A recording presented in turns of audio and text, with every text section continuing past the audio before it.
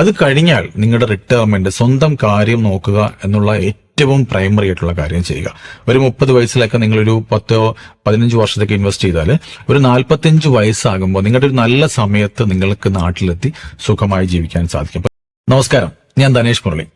കഴിഞ്ഞ കുറെ നാളുകളായി നമ്മുടെ ഇൻബോക്സിൽ വരുന്ന ഏറ്റവും അധികം വരുന്ന മെസ്സേജുകളിൽ ഒന്ന് ഇതാണ്: എനിക്ക് നാട്ടിൽ പോകണമെന്നുണ്ട്, കഴിഞ്ഞ 10-20 വർഷമായി പ്രവാസിയാണ്, നാട്ടിൽ പോയാൽ എങ്ങനെ ജീവിക്കും, അതിനുള്ള ഒരു സ്ട്രാറ്റജി പറഞ്ഞു തരാമോ, അല്ലെങ്കിൽ എന്ത് ചെയ്യണം എന്നുള്ള മെസ്സേജുകൾ ഒരുപാട് പേര് അയക്കാറുണ്ട്. ശരിക്കും നിങ്ങൾ 10-20 വർഷമായി പ്രവാസിയാണ്. നിങ്ങൾ നാട്ടിലേക്ക് പോകുമ്പോൾ ഒരു പാസീവ് ഇൻകം നിങ്ങൾക്കുണ്ടോ? നാളെ മുതൽ നിങ്ങളുടെ ജീവിതം എങ്ങനെ മുമ്പോട്ട് പോകും? അതിനൊരു ഇൻകം വേണ്ടി. അതിനൊരു ചോദ്യത്തിന് ഉത്തരം നിങ്ങൾക്കുണ്ടെങ്കിൽ നിങ്ങൾക്ക് നാട്ടിലേക്ക് പോകാം.